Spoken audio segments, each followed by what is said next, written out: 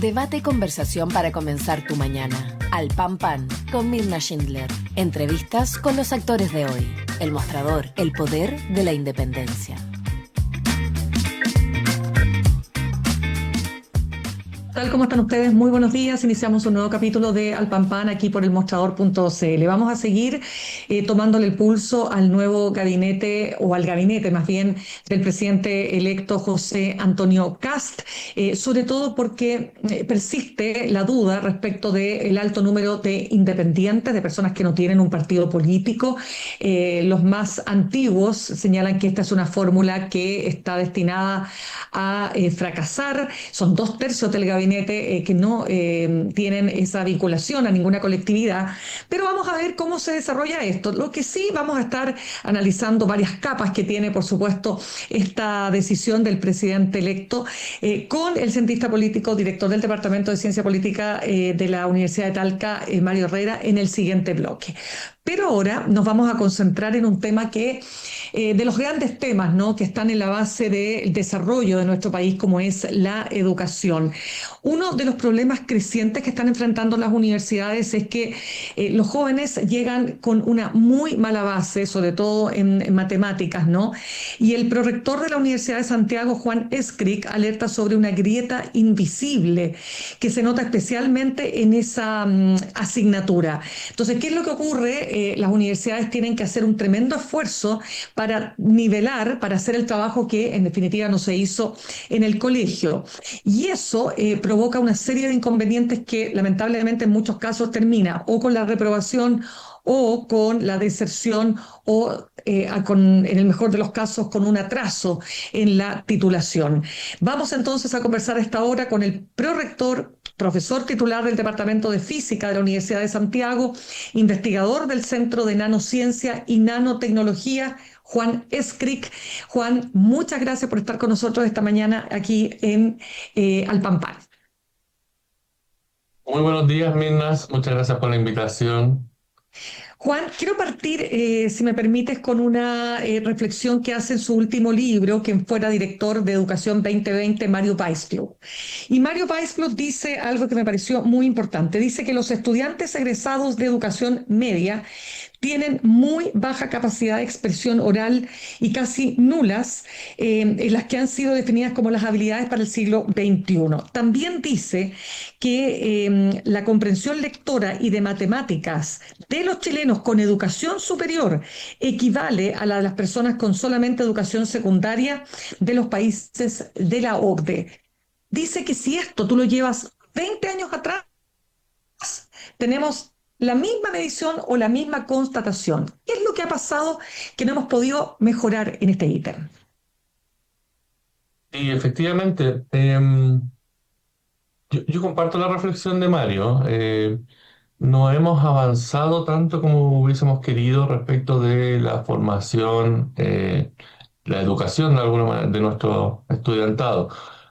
¿Qué es lo que ha ocurrido? Bueno, hemos tenido, ¿cierto?, algunos eventos importantes desde esa medición hasta la fecha. Hemos tenido un estallido social, hemos tenido una pandemia, hemos tenido clases telemáticas, y por lo tanto todo ello también ha afectado el normal desarrollo de los procesos educativos. No es lo mismo hacer clases presenciales, ¿cierto?, regulares, que hacerlas en forma telemática. Y además de eso, se ha ido modificando el currículum tratando de mucho abarcar. Y de repente cuando uno trata de abarcar distintas áreas o tópicos, ¿cierto? Pierde profundidad en los temas.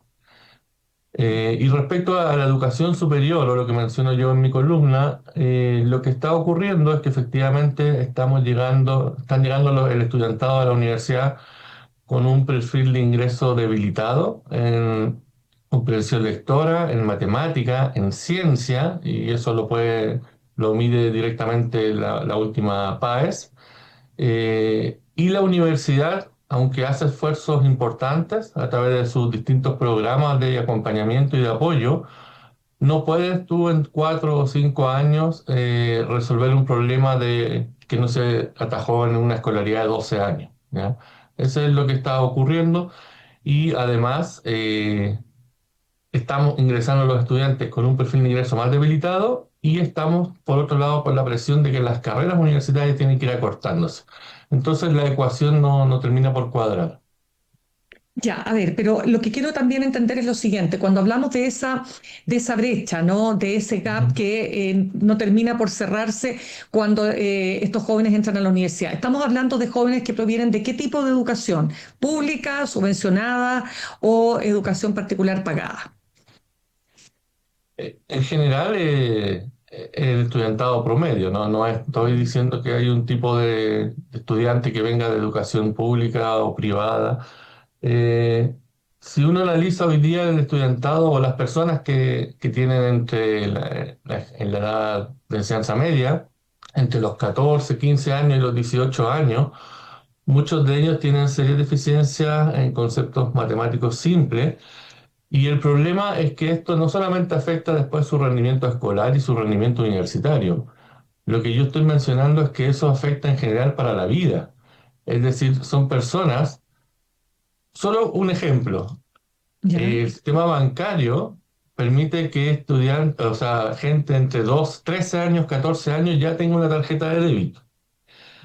Permite que a partir de los 18 años tengan acceso a endeudarse, a tarjetas de crédito, a tarjetas comerciales.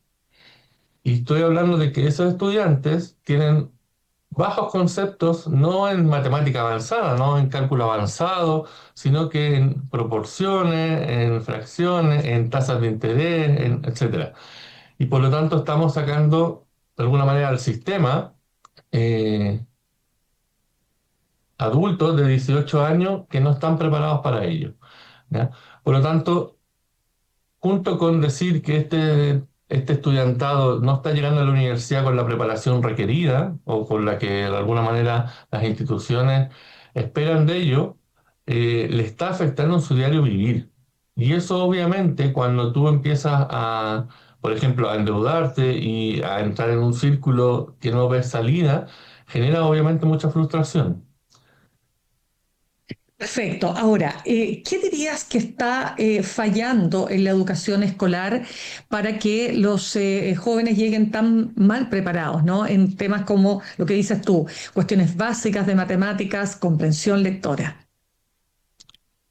Sí. En matemática, bueno, lo que hay que hacer yo creo que es la matemática, igual que el lenguaje, son procesos continuos y sistemáticos. Tú no puedes enseñar, por ejemplo, a dividir sin antes haber aprendido sobre multiplicar o sin antes haber aprendido a sumar, ¿ya? Y muchas veces la presión del sistema te genera que se enseña a sumar, después inmediatamente pasamos a multiplicar sin haber logrado todavía la habilidad de poder sumar. Y así vamos de alguna manera avanzando en el sistema escolar, pasando de cursos sin haber tenido una sólida base. Eh, y después uno dice, bueno, pero yo te voy a enseñar a dividir. Yo no te puedo enseñar a dividir sin antes tener los conceptos básicos, ¿ya? Y eso no lo ven solamente los docentes, eso lo ve cualquier papá o mamá que tiene hijos pequeños y en la práctica trata de ayudarlo. Tú no puedes partir desde la parte más compleja de ciertos conceptos sin iniciar con todo lo anterior, ¿ya?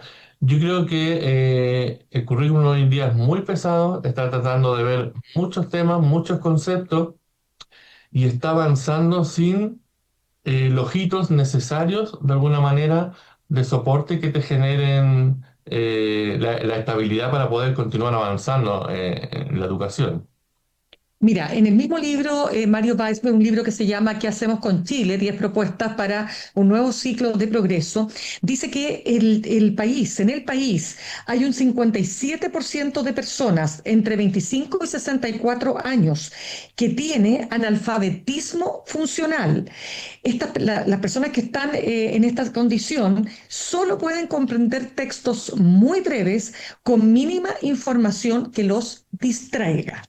¿Qué es lo que ocurre? Yo te lo pregunto porque ustedes son los que reciben, ¿no es cierto?, a los jóvenes desde los colegios. Cuando el colegio digamos, tiene falencias por las razones que sea, ¿no? Por un lado, ¿no? Pero por otro lado, cuando las familias no están apoyando, es muy difícil que efectivamente los niños, niñas y adolescentes, digamos, puedan desarrollar todas estas habilidades. Entonces, yo te quiero preguntar nuevamente, ¿cómo se suple eso? Claro.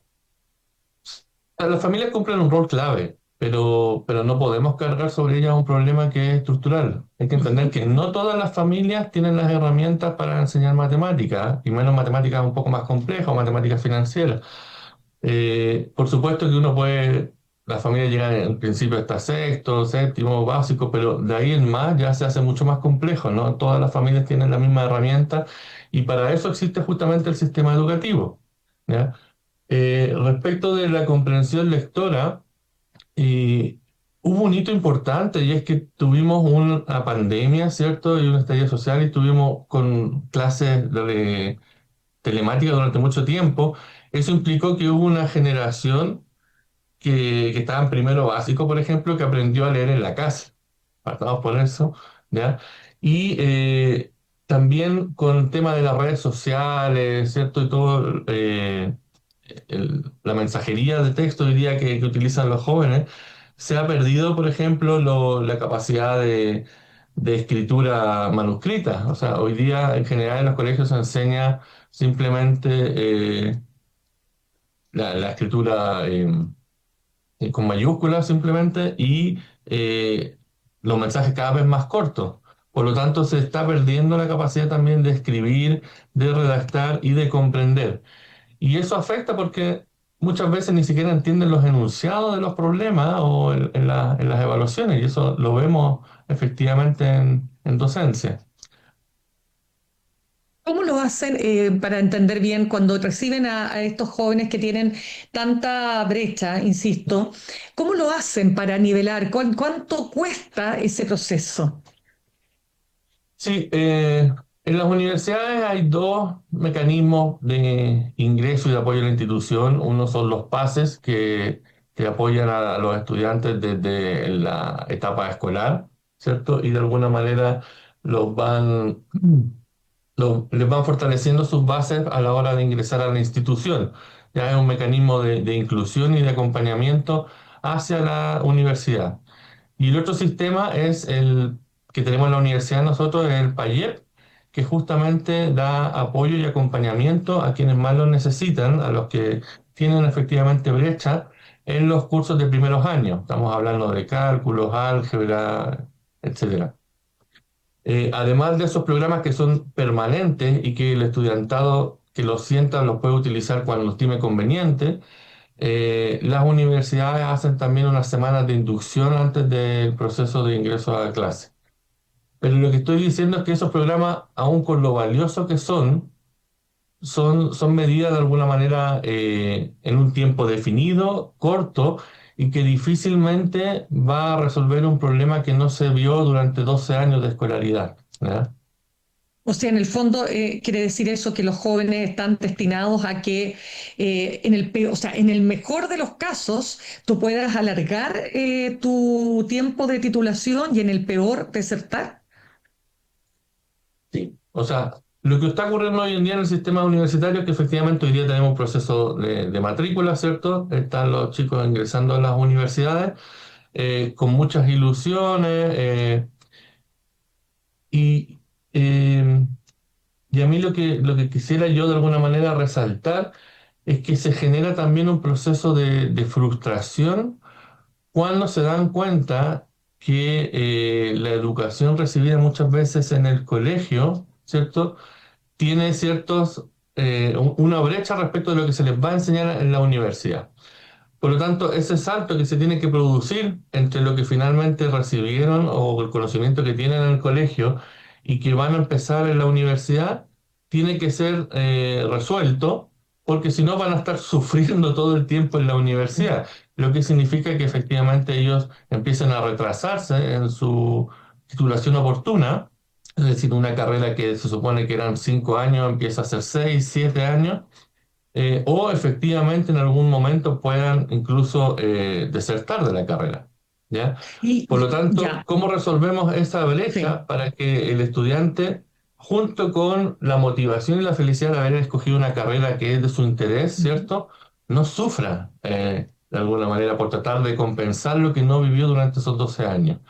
Y lo que menciona es que las universidades hacen esfuerzos importantes, todas las universidades del sistema hacen esfuerzos muy importantes para resolver esa brecha, pero esto cada año se va incrementando eh, y también los recursos son los mismos, por lo tanto no puedes hacer grandes programas de mejora en el sistema de la brecha y tampoco tienes el tiempo, porque uno podría decir, bueno, voy a hacer, por ejemplo, un quinto año medio, que en la práctica es como un bachillerato, ¿cierto?, de la universidad, para poder compensar y nivelar a todo el estudiantado, tanto en lo que es matemática y ciencia con respecto a la comprensión lectora, pero no puedes alargar las carreras tampoco, ¿no? Por supuesto, claro, porque es evidente. Ahora, Juan, una pregunta. El porcentaje de alumnos que estando en esta condición deserta respecto de los que se mantienen, ¿tienen calculado eso? Sí, o sea, hay una, por ejemplo, del estudiantado que ingresa en un primer semestre, el estudiantado que se mantiene durante el segundo semestre, hay una baja por lo menos de un 15%. Es decir, tú ves ahí ya una disminución, ¿cierto?, en la matrícula de las instituciones. ¿Ya? ¿Eso en general de las universidades o en el caso puntual de la Universidad de Santiago? No, eso es el caso puntual de nuestro. Ya, perfecto. ¿Y ese porcentaje ¿Ya? lo califican ustedes de alto, mediano, para entender? Nosotros siempre lo consideramos alto porque Mm. nuestra idea es que efectivamente todo el estudiantado que ingresa a la universidad se mantenga en la universidad, termine en los tiempos que corresponden. Ese es el objetivo, para eso de alguna manera los invitamos, ¿cierto? Y los seleccionamos. Por lo tanto, efectivamente hacemos esfuerzos para ir mejorando esos indicadores, eh, pero la idea es que no lo podemos hacer solo, o sea, tenemos que también enfrentar los desafíos de que el sistema escolar, como muy bien mencionaba Mario, han pasado años y no hemos mejorado en los indicadores. Y de hecho es más, si tú miras, por ejemplo, los últimos resultados de la prueba PAES, o sea, la disminución que se produce, por ejemplo, en la prueba de ciencia es importantísima, casi 14, 15 puntos. ¿Y eso cómo te lo explicas? En ciencia, la prueba de ciencia en general es electiva para aquellos que van a ingresar a carreras científicas. Ujú. ¿Cómo me lo explico? Bueno, es en general la ciencia que tenemos en el país, o de alguna manera la agenda que tenemos también de ciencia en el país. Nosotros hemos hablado antes sobre otras temáticas, ¿cierto? Relacionadas, por ejemplo, sobre el Festival de Ciencia o sobre actividades que realizamos en el centro, que es el PRONANO, que es para capacitar al profesorado de colegios, ¿cierto? En nanociencia y tecnología. Pero Mm. son iniciativas muy puntuales que existen esporádicamente durante el año. Y son iniciativas de ciertos centros de investigación o de universidades. Pero no tenemos una agenda de país respecto a lo que es ciencia y tecnología. Por lo tanto, si los estudiantes, una vez a la semana por lo menos van al mall, o una vez al mes van al cine, el estudiantado no va una vez al mes a alguna actividad científica. Claro. Nos va una vez al mes al museo o nos va una vez al mes a algún laboratorio o universidad. ¿Ya? Claro, y ahí se nota. Ahora, mira, un tema que es súper relevante, ¿no? Sobre todo ahora que comienza un nuevo ciclo universitario en Chile, es que efectivamente la universidad en el país ha sido, y el acceso a la universidad y la ampliación, digamos, de la oferta, ha sido un factor de movilidad social, o así al menos lo han entendido familias que durante generaciones sus hijos no pudieron llegar a la universidad. Pero, ¿cuál es el problema que esto tiene? Te lo pregunto, Juan, porque eh, en otros países, como Suiza, por ejemplo, hay una distinción clara entre la educación superior universitaria y las escuelas de formación técnica, donde salen y egresan muy buenos técnicos que muchas veces tienen incluso mejores ingresos que los propios profesionales. ¿Se ha distorsionado tal vez esta mirada de lo que es la universidad en Chile? Sí, efectivamente, en otros países, yo hice parte de mi enseñanza escolar en España, por lo tanto lo conozco de cerca porque lo viví. En otros países los estudiantes pueden elegir entre lo que es una educación universitaria o una educación profesional. Y eso implica que las matemáticas se separan. Hay una matemática para el técnico profesional y una matemática para los que van a seguir universidad. Y en general, se entiende como que la enseñanza media termina en segundo medio en esos países, y después tú tienes tercero y cuarto medio para o hacer una carrera técnico profesional y salir inmediatamente en un cuarto medio con con algunas habilidades para poder trabajar, o ese tercero y cuarto medio es de alguna manera un bachillerato para los que van a seguir carrera en la universidad, ¿ya? Ujú. Eso se está tratando de traer a Chile, y de hecho tú ves la PAES y la PAES toma conocimiento hasta segundo medio, entendiendo que va en esa dirección. Y Ujú. después tercero medio y cuarto medio o son en aquellos colegios que pueden para avanzar y profundizar y hacer un bachillerato para la universidad, y en los otros simplemente para avanzar o en herramientas técnicas o para ver los contenidos que no se alcanzaban a ver en la etapa escolar o fortalecer aquello que no se alcanzó a ver en la etapa escolar, ¿ya? Ahora, en Chile el tema está en que las profesiones o las remuneraciones están muy asociados a los títulos profesionales de las universidades. A diferencia de lo que ocurre en otros países donde efectivamente tú puedes tener una profesión técnica o ser gaffiter o cualquier otra de estas funciones e incluso ganar remuneraciones mucho mayores que las de un profesional.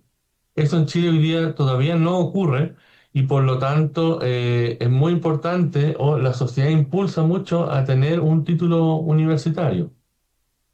Claro, ahora, cómo está la relación entre ese título universitario y el mercado laboral? Es sumamente relevante, o sea, nosotros tenemos cada año de estudio, obviamente ingresa tus remuneraciones, aumenta tus remuneraciones considerablemente. Nosotros incluso a los estudiantes que terminan una carrera y que pueden de alguna manera seguir estudiando, no tienen la necesidad imperiosa de salir al mercado inmediatamente, se les invita también a seguir estudiando en programas de posgrado, o sea, magíster o doctorado, porque efectivamente cada año que tú estés en la universidad mejora considerablemente tus remuneraciones a largo plazo. Y eso es porque tanto toda la presión que hay para el ingreso a las universidades. Por eso tenemos tantas universidades hoy en día, eh, y también primeras generaciones que están ingresando a la universidad, ¿ya? El tema de la inclusión es sumamente relevante y es un avance social incuestionable. Lo que digo es que la inclusión, sin fortalecer lo que son los aprendizajes básicos, obviamente va a generar frustración y desgaste en los estudiantes. Claro, ahora la pregunta que yo te hacía más bien apuntaba a si efectivamente al estudiar estas carreras están logrando insertarse en el mercado laboral, porque hemos Sí. visto también muchas carreras que tienen poco espacio, digamos, y por lo tanto uno se pregunta hasta dónde deben seguir apareciendo y apareciendo carreras que lo que hacen es justamente afectar las posibilidades que tienen los que están en el mercado laboral. Sí. En la Universidad de Santiago somos bastante responsables con eso. Ya. Nosotros hay procesos respecto a la generación de carreras que pasan por cuerpos colegiados, por análisis de pertinencia, etcétera, y si van a tener de alguna manera después empleo. El número de estudiantes que ingresan a las carreras también es un número adecuado para que puedan insertarse en forma laboral, ¿ya? Efectivamente, nosotros tenemos carreras con unas listas de espera gigantescas. Estamos hablando de más de 3.000 estudiantes en listas de espera. Y uno podría decir, bueno, abramos a 3.000 estudiantes más. Pero en el caso de la Universidad de Santiago es una universidad responsable que efectivamente acepta un número de estudiantes, primero que va a poder atender en forma adecuada, para que, lo que te mencionaba yo, nuestro objetivo es que Claro. todos los estudiantes que ingresen puedan llevar de la mejor manera su carrera y puedan terminar la carrera en los plazos establecidos con las mejores condiciones para ello. Y luego también puedan insertarse en el mercado laboral. Nuestras carreras tienen un porcentaje de empleabilidad de más del 90% y muchos de ellos cuando se retrasan en sus procesos de titulaciones es porque están trabajando antes de poder titularse. Entonces también es difícil después ir a buscarlos para que terminen su tesis. Totalmente. Juan, lo último, tú dices en tu columna que se ha producido la crisis en las aulas, ¿no es cierto? Ujú. El descrédito de la figura del profesor que tiene que ver y que juega un rol tan importante, ¿no es cierto?, en el aprendizaje. Y también tú te refieres un poco a lo que ha dicho este escritor español Antonio Muñoz Molina, que publicó en El País una columna donde plantea que los buenos profesores sufren el descrédito, la postergación y el asedio porque son una barrera, casi la última, en contra de la ignorancia y de la amnesia colectiva. Esto es un resumen, ¿no? Eh, ¿Por qué ha pasado esto? ¿Por qué se ha producido este deterioro, pese a todo lo que se ha intentado mejorar la situación, ¿no es cierto?, del profesorado en Chile? Y yo creo que eso ya es un poco más social y de la época en que vivimos. Mm, Usualmente nosotros hacíamos un traspaso de información o de cómo actuar en la sociedad de generación en generación. Nuestros padres nos contaban de alguna manera cómo funcionaba el mundo y nosotros asimilábamos ciertos conocimientos y funcionábamos de esa forma. Hoy día la sociedad ha cambiado mucho, tenemos una generación que cuestiona todo lo anterior, eso significa que cuestiona la autoridad, ujú, cuestiona desde la familia, ¿cierto?, hasta el profesor que tiene en la sala de clase, porque para esta generación, de alguna manera hay muchas cosas anteriores que están mal, ¿ya? Y la manera que tienen ellos entonces de aprender no es de los mayores o de los que tienen más experiencia, en este caso de los padres o de los profesores, ¿cierto? O de la autoridad, sino que es aprender de los pares. Y el aprender de los pares hoy en día es a través de redes sociales, a través de lo que hace la masa, ¿ya? Y en general, si uno analiza la masa, hay mucha desinformación o mucho experto que no tienen ninguna expertise, mm. pero que tienen infinitos seguidores a través de redes sociales, ¿cierto? Y te hablan de los temas que estimen pertinentes. Y por lo tanto, ¿cuál es el problema que tenemos hoy en día? Que efectivamente se ha perdido, en esta generación se ha perdido el respeto o el rol hacia la autoridad o el querer aprender de alguien que tiene más experiencia o más estudios, ¿ya? Ujú. Eh, Eso no pasa cada cierto tiempo, o sea, estos son procesos cíclicos. Nos llevó, por ejemplo, según yo, a lo que ocurrió con, con- con el estallido social, con la presión Claro, que se generó en su momento, ¿cierto? claro. Con salir a las calles y con cuestionar todo lo que estaba hecho. Y sin embargo, después cuando nos tratamos de poner de acuerdo para cambiar eso, se votó 2 veces abajo una nueva constitución.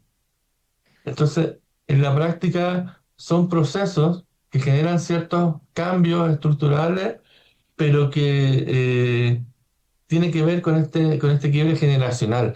Ahora, yo espero que estos sean procesos que en algún momento nos demos cuenta o las generaciones se den cuenta que siempre uno puede aprender de quienes tienen más experiencia o que tienen más estudios en una cierta materia y que efectivamente la ciencia es relevante no solamente como un lujo, sino que es relevante, por ejemplo, para enfrentar las crisis económicas, sociales, climáticas. Lo que estamos viviendo hoy día en el sur, con los incendios, uno diría, bueno, no puedo invertir en ciencia porque tengo que invertir para pagar los incendios, para Mm, reconstruir las claro. casas. Bueno, la ciencia te permite tener retardadores de incendio, te permite tener sensores en zonas para poder detectar los focos cuando se producen, te permite mejorar las condiciones para que los bomberos puedan o estar protegidos o apagar mejor los incendios. Por lo tanto, hay que entender el rol de la ciencia, no es un lujo, el rol de la ciencia es justamente para enfrentar las crisis antes de que ocurran y después de que ocurran. Bien, pues Juan Escric, prorector, profesor titular del Departamento de Física de la Universidad de Santiago, investigador del Centro de Nanociencia y Nanotecnología. Muchísimas gracias por habernos acompañado esta mañana. Muchas gracias, Mirna, como siempre. Que estés muy bien. Gracias. Igualmente. Nos vamos a ir al corte y al regreso vamos a estar conversando con el analista político, cientista político, director del Departamento de Ciencia Política de la Universidad de Talca, Mario Herrera. Ya volvemos.